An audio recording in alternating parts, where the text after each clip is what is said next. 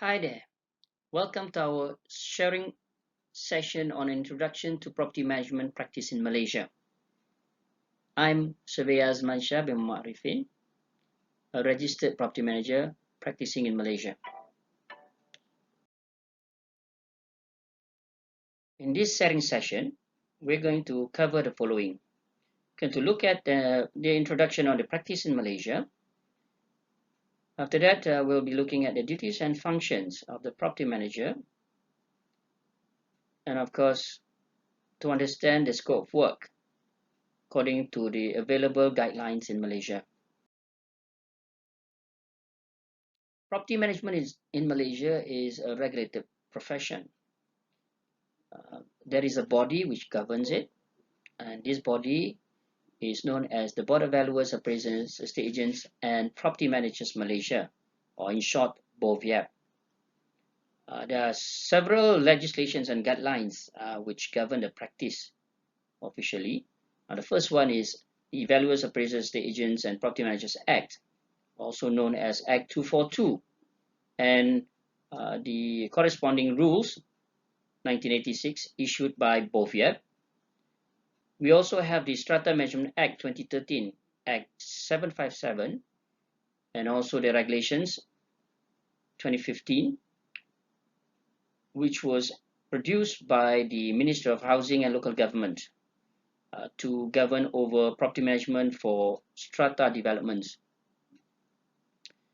We also have the Malaysian Property Management Standards 2016, which was actually produced by the BOVYAP, which outlines certain scope of work that is supposed to be observed by the property manager in the practice of property management in Malaysia.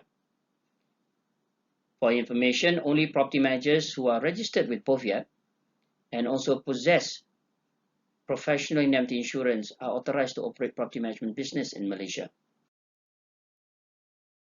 There are other relevant acts which affect the property management practice in Malaysia. First one is the Uniform Building Bylaw, which is enforced by the local authority. We also have the Occupational Safety and Health Act, which governs the work environment in building and property management. Fire Services Act 1988, Street Drainage and Building Act 1974, the Local Government Act 1976, which covers the aspect of payment of taxes collectible by the local government. The Town and Country Planning Act, which covers the planning and construction aspects of property development. Specific Relief Act 1950, which covers mainly with regards to tenancy matters. Malaysian Contracts Act 1950, where it governs the terms and conditions which a contract is binding in Malaysia. So what exactly is the objective of property management? In my opinion, it comprises several efforts which are, for instance, enhancing the value of the property in terms of rental and capital value, managing the risk by taking proper precautions in carrying out the work, in complying with the required legislations and guidelines, making sure that the building is adequately insured, and of course at the same time making sure that the team we have got the right skills and knowledge to carry out the work they are given. Next, of course, customer service. This is a very important aspect of the service. Property managers are required to make sure that complaints and requests are attended to. Any conflict is also resolved, and at the same time to mediate any possible issues which may bring disharmony to the community. There's also this aspect of duty of care, where the property manager must ensure that the interest of the client and the public is protected at all times in carrying out his work. There's of course this competency aspect as well, where the property manager must make sure that the team members are competent and possess the right skills and qualifications to carry out the work they are assigned to. And also at the same time, the service providers which are appointed are also certified with the appropriate authorities. Compliance. This is the most important part, since we always have to comply with a lot of regulations imposed by the authorities, and at the same time we have to comply with the tenancy agreement which the tenants may have with the landlord, in order to ensure that the tenant is able to enjoy the tenancy peacefully. And of course there is this property management agreement, which contains the terms and conditions of our services, the standard operating procedures, as well as the key performance indicators. All these efforts ultimately point towards one particular objective, which is customer satisfaction. Therefore, all efforts appear to be targeted towards customer satisfaction. So what exactly are the duties and functions of a property manager?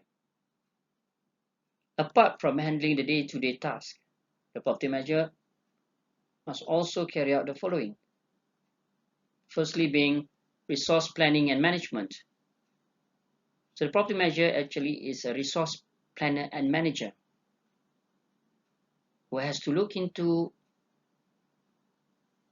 allocating the task to the right people, and also at the same time identifying work which must be carried out by the respective team members in meeting the target, such as deadlines, and also in meeting the requirement of the clients. Secondly, in terms of PR, the property manager must be able to handle conflicts and complaints to keep the customer happy. He must be able to lead a team of competent talents. Now, what he has under his wing is a group of people with different talents, which involves administrative work, operational work, accounting work, and also maintenance work at the same time. So the team must be able to carry out the respective work according to their respective area of competency. The property manager must also be able to carry out strategic management. That means to have certain strategies and policies for the immediate term, short term, medium term, and also for the long term, in order to meet the expectations of the client. And this has to be planned properly, because time flies and there are deadlines to be met. Last but not least, in my opinion, it is the job of the property manager also to ensure that the property value is enhanced by proper property management service and delivery.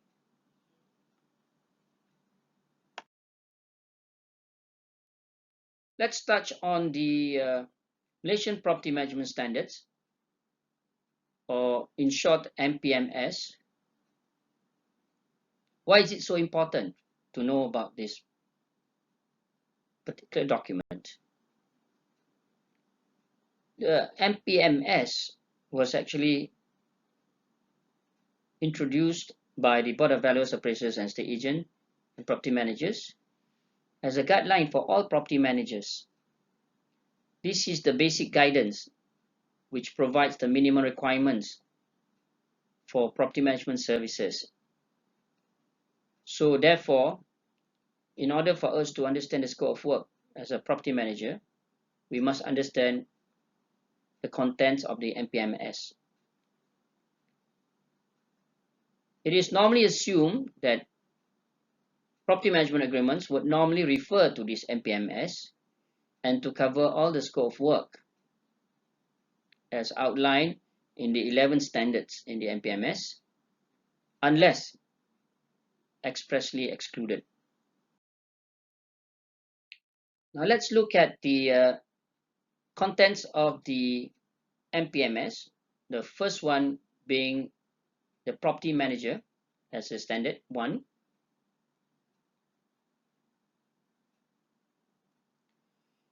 Under this standard, the duties, qualifications, and code of conduct under Act 242 and other legislations are outlined.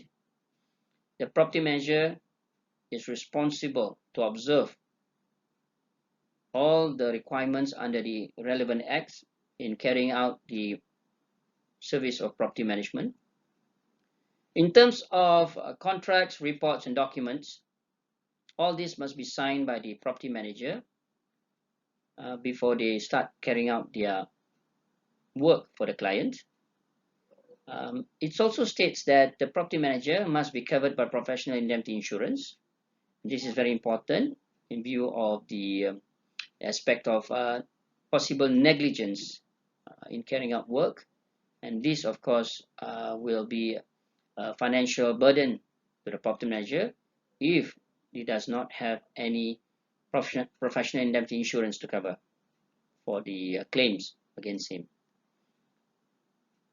The standard also states that only persons and companies registered with BOVIAP can undertake property management for a fee.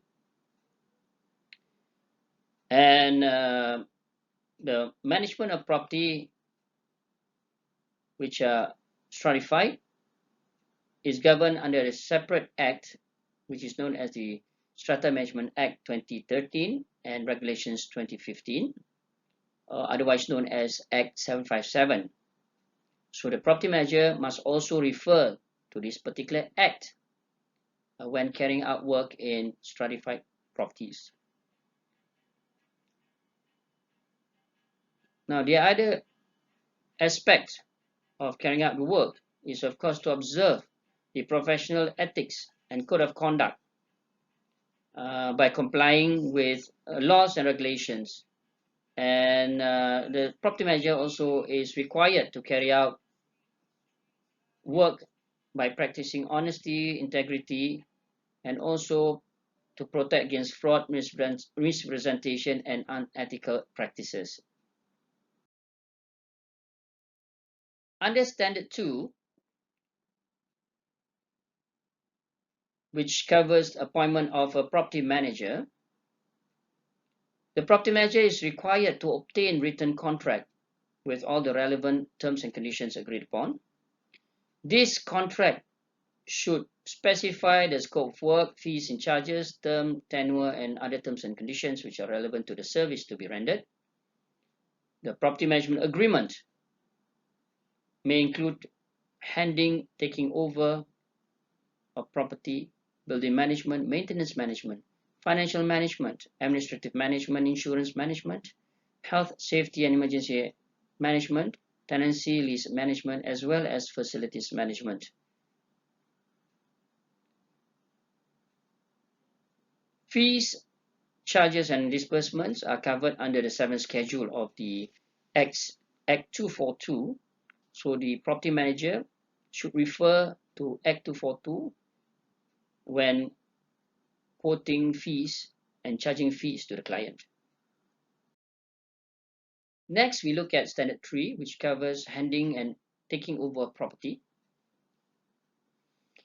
There must be a building checklist detailing details of the assets, documents, plans, maintenance records, contract agreements, financial records, and audit reports. This should also include financial records and audited accounts. Next, the property manager is also required to carry out an inspection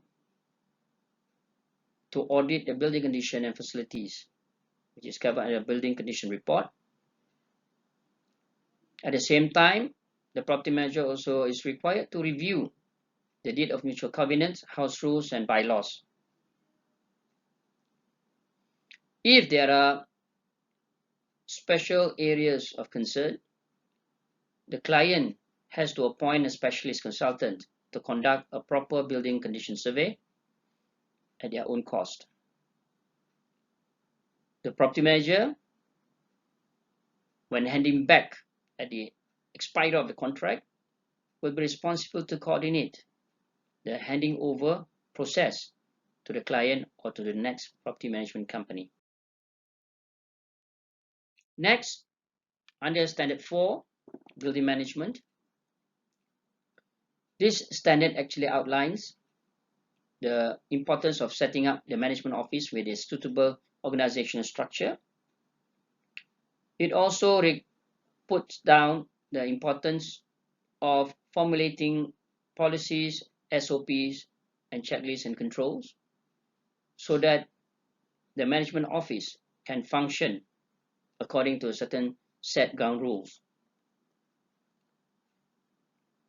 The property manager must also ensure that they have competent and skilled staff to carry out the work. There should also be a purchasing or procurement procedure in place. Monthly reports or periodic reports need to be submitted as well, and this normally will cover the building maintenance and management, and normally would be on a monthly or as required basis. Next, Standard 5 covers maintenance management. Now, under this standard, we have to look at certain programs related to maintenance. These include corrective maintenance policy, planned maintenance policy, appointment of service providers, as well as the process of procurement. We must have a systematic program in order to monitor and supervise the work. We must have good records, reports, and also manuals to guide us in carrying out the work. And we must be mindful of the importance of renewing licenses, permits, and certificates on a timely basis. And at the same time also to look into measures on energy saving.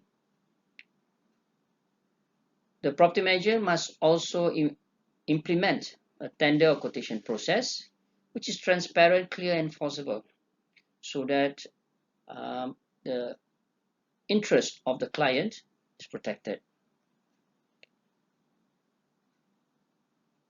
The property manager also is responsible for enforcing the contract which has been signed between the client and the service provider of the building services, which are supervised by the property manager. Under Standard 6, Financial Management, a major role by the property manager is also to look into the financial and accounting systems. There must be proper accounting methods being implemented and also systems in place. The role of the property manager involves also issuing invoices and upon receiving payments to issue receipts. At the same time, the property manager has to collect rental or service charges or maintenance charges, sinking fund, and other charges related to strata property. There are outgoings to be monitored and also payments to be made for statutory contributions such as assessment taxes, quit rent, etc. The property manager must also be able to prepare the budget, which is normally for annual basis, and to maintain financial records and to submit financial reports on timely basis to the client. The property manager must also maintain management accounts and trust accounts, separate and independent, so that the monies are not abused or used without the consent of the client. There is also the need to comply with Act 757, which is related to the strata property management in terms of maintaining the building maintenance account and the building maintenance fund as well as the sinking fund.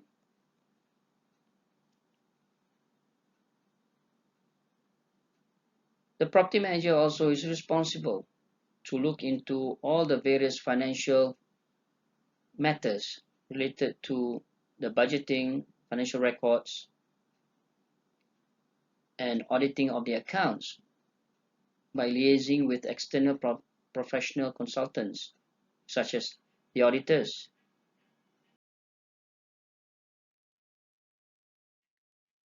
Under Standard 7, which covers administrative management,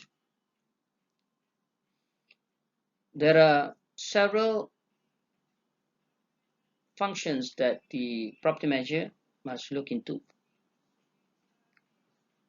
They have to set up the help desk, carry out customer service, and of course, proper record filings as part of the administrative work that has to be carried out. There must also be a system and the personnel to handle all these administrative functions and to keep good record of them. There are meetings to be done, which are covering monthly meetings, ad hoc meetings, as well as general meetings, which must be held once a year. There are also payments for the renewal of licenses, permits, and contributions, utilities, and expenses. So the property manager must make sure that the invoices are received on timely basis and the payment is done before the deadline. The office normally will maintain petty cash account, and there will be also inventory listing of equipment, tools, and stock, which must be accounted for on monthly basis. The property manager also will be required to provide advice and consultation on conducting general meetings, but of course this will be subject to agreed fee in addition and on top of what the monthly fee is. For Standard 8, this area covers insurance management. The property manager will advise on the coverage and what are the various coverage that has to be taken. He will also ensure that there's adequate insurance cover to protect the client's interest in terms of fire insurance, public liability insurance, all risk insurance, plate glass insurance, burglary insurance, money in transit, and others. Once insurance is payable, the property manager will also be responsible to issue billing to the owners or to those who are covered by the insurance to pay their share of the insurance, especially under stratified environments where everybody shares according to the share units that they hold in relation to the property they own in the development. The property manager must be also aware that there will be claims to be made, and upon getting the claims, the amount must be utilized towards the purpose that it was actually claimed for. Next, Standard 9 covers health, safety, and emergency management. Safety and health, as well as the well-being of the occupants and visitors, must be of utmost importance. The property manager must be aware of the types of risk, hazards, and emergencies that he might encounter. Therefore, he must be in compliance of all the legislations and regulations. property manager will also identify what are the issues and to take measures in order to prevent or minimize the risk. And this includes preparing emergency management plan, which include emergency response team, evacuation procedures, and training and drills. There must be also a safety and security program, which is suitable for the occupant's needs. Next is Standard 10, which covers tenancy and lease agreement. This involves aspects of billings, rental collection, liaison with tenants, as well as coordination with contractors, compliance with covenants, house rules, as well as issuance of termination notices and a reinstatement thereafter or upon expiry of tenancy. This is not to be confused with leasing services, which under estate agency practice will be chargeable at a fee. The property manager must also understand the landlord and tenant's lessee's obligations under the tenancy agreement. There are aspects of notice periods, termination and reinstatement clauses, with notice periods being time of the essence, for instance, and complying with the relevant house rules or bylaws. You must also ensure that delivery of vacant possession and handing over or taking over of properties are properly executed. And if there is any reinstatement to be undertaken, it's done satisfactorily. Monies must also be properly collected and accounted for and shown in the bank account as well as in the monthly report. The last but not least standard in the MPMS is Standard 11, which covers facilities management. This particular service doesn't involve any billing and collection of rental and service charges to be undertaken. It covers, but not limited to, the following aspects: upkeeping, cleaning, fire safety, health and occupational safety, M&E, facilities and services, maintenance, testing, inspections, operations of facilities, security, surveillance and safety, space allocation and changes, tender process, and tenancy and lease management. This list, in fact, is not exhaustive. Now, the role in facilities management is to ensure the integration and systematic process in fulfilling the agreed services which have been determined in the agreement.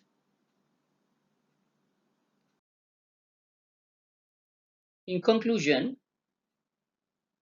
property management is definitely an important essential service in Malaysia. The property manager has the responsibility to understand the guidelines and legislation which relate to property management practice in Malaysia. The scope of work must be based on the Malaysian property management standards and to be consistent in delivery. By applying standards, only then there will be professionalism. On top of that, the person acting as the property manager must be able to multitask and must be knowledgeable in a lot of areas. At the end of the day, the property manager must become a jack of all trades and master of all. We have now come to the end of the sharing session. We hope that this session has been very useful for you, and we hope to see you again very soon. Please like us on YouTube if you'd like to see more of us. Thank you again and see you soon. Goodbye.